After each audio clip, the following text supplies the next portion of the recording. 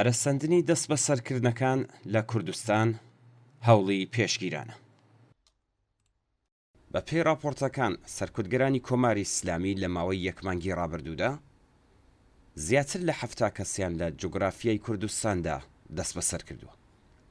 دەست بەسەرکردنەکان لە باکوور و باشووری کوردستان و لە شوێنەکانی وەک کرماشان، ئیلام و سەرپۆلی زەهاب هاوکات لەگەڵ توندوتیژی و شکاندنی دەرگا و پەنجەرە و تاڵانکردنی مڵک و ماڵی کەسی بەڕێوە چووە.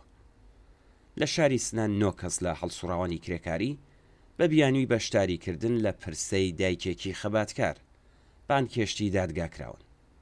لە شاری مەهاباد لە هێرشێکی شەوانەدا 11 کەس دەستگیر کراون. دەست بەسەرکراوەکان کە لەگەڵ تۆمەتی بێبنەما و پەروەندە سازی بەرە ڕووبوونەتەوە خۆڕاگریان کردووە. ئەوان ڕایانگەیاندووە کە لە کاتی لێکۆڵینەوەدا ئاشکەنجە دراون و لە دەوا و دەرمان و چاودێری پزیشکی بێبەشیان کردوون. زۆربەی دەست بەسەرکراوەکان پیا و گەنجن، بەڵام لە نێویاندا تازەلاو ژن و کەسانی بە ساڵاچوو، هونەرمەندی جەماوەری، مامۆستای چالاک، ڕۆژنامەنووس، چالاکی ناسراوی کرێکاری، چالاکی مافیژنان، ژینگە پارێز و بازاڕیانیش بوونیان هەیە.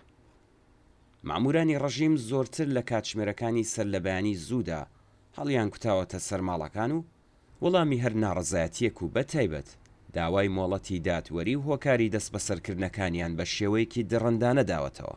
تەنانەت دوای دەستگیرکردنەکانیش بەرپرسانی دادوەری و ئیتلاعاتی وەڵامێکی ڕوون و باوەڕپێکراویان بەو بنەماڵانەش نەداوەتەوە کە داوای ڕوونکردنەوەی دۆخی منداڵ و کەسوکارەکانیان کردووە.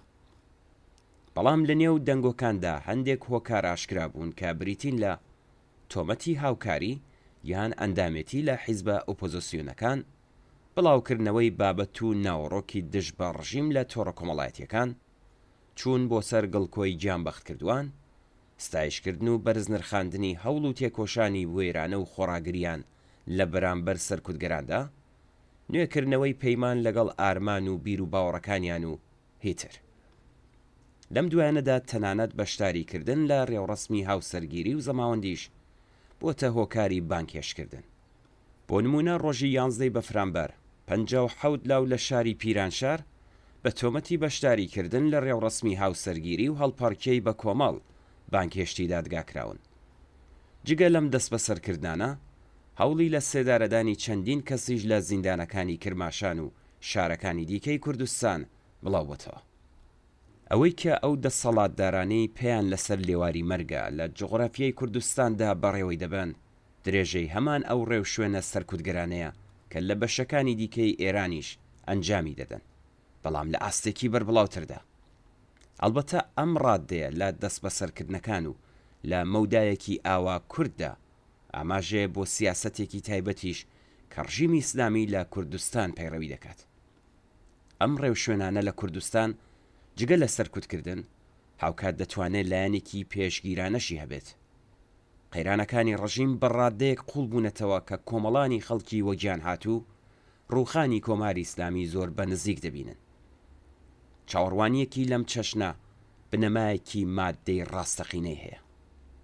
تێکشکانی بڕبڕەی پشتی مێحوەری خۆڕاگری لە ڕۆژهەڵاتی ناوەڕاست و بە فیرۆچوونی هەموو ئەو شتانی کە کۆماری ئیسلامی لە ماوەی چەند دەهەی ڕابردوودا لە پێناویاندا هەزینەیەکی زۆری کردبوو، کێشەی سوتەمەنی و کارەبا و داخرانی بەردەوامی ناوەندەکانی پیشەسازی و پەرەسەندنی بێکاری، دابەزینی بەهای درا و بەرزبوونەوەی بەردەوامی نرخی دۆلار و بەو هۆیەوە بەرزبوونەوەی نرخی کاڵا و پێداویستیەکان، هاوکات لەگەڵ هەموو ئەمانەدا خۆڕاگری سەرکەوتوانی ژنان، خەبات و مانگرتنی سەرتاسەری کرێکاران و خانەنشینان و هەروەها مانگرتن و ناڕەزایەتی بازاڕیان ئیمکانی مادی ڕووخاندنی کۆماری ئیسلامیان فراهەم کردووە.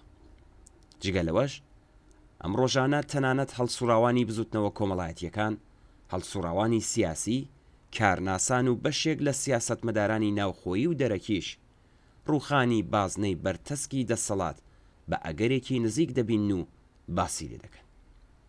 بەڕوونی هەست بەوە دەکرێت کە بورژوازی ئێران بە هاوکاری ئیمپریالیستیەکانی ئامریکا و بریتانیا و دەوڵەتەکانی تری ئەوروپای ڕۆژاوە سەرقاڵی ئامادەکردنی ئالتەرناتیڤێکن لەسەرەوە بۆ جێگرەوەی بازنەی بەرتەسکی دەسەڵات. بەڵام ئەوان ئیمکاناتێکی ئەو تویان لە بەردەستانیە بۆ ئەم مەبەستە. بەر لە هەموو شتێک ئەوان نەک هەر توانایی زاڵبوون بەسەر کێشە ئابوووریە ڕوو لە داڕمانەکەیان نییە، بەڵکو هەوڵ دەدەن بارگرانی قەیرانەکە هەرچی زیاتر بخەنە سەرشانی کرێکاران و خەڵکی نەدار و هەژارتریان بکەن. لەمڕۆوە هیچ ڕێگەیەکیان نییە جگەل لەوەی کە دەبێ خۆیان لەگەڵ سەرکوتی زیاتر و بە تایبەتی لە کوردستان هەماهەنگ بکەن. ڕژیم بە لەبەر چاوگرتنی سروشتی خەباتکارانە و حیزبیانەی خەڵکی کوردستان کە نوێترین نمونە بربەستەکانی لە مانگرتنە گشتیەکان و بە تایبەت لە ئاخێزی شۆڕشگێڕانەی ژن ژیان ئازادی و جەماوەریبوونی ئەم ئاخێزە لە کوردستاندا شاهیدی بووین، دەیەوێت ئاخێزە شۆڕشگێڕانە و چاوەڕوانکراوەکەی داهاتووی پێشوەختە لە بوونی هەڵسوراوانی خۆی بێبەش بکات بۆ ئەوەی نەتوانن بە شێوەیەکی ڕێکخراو بێنە مەیدان. سەرەکی ترین شت بۆ کرێکاران و تێکۆشەران و شۆڕشگێڕانی کوردستان ئەوەیە کە لە درێژەی خەبات و تێکۆشانی تا ئێستایاندا هەڵسوراوانی خۆیان بپارێزن. پێویستە ئەم کارە لە پاڵ خەبات و ناڕزایەتیە بەردەوامەکانی ئێستا لە بەشەکانی دیکەی ئێرانیش بەڕێوە بچێت.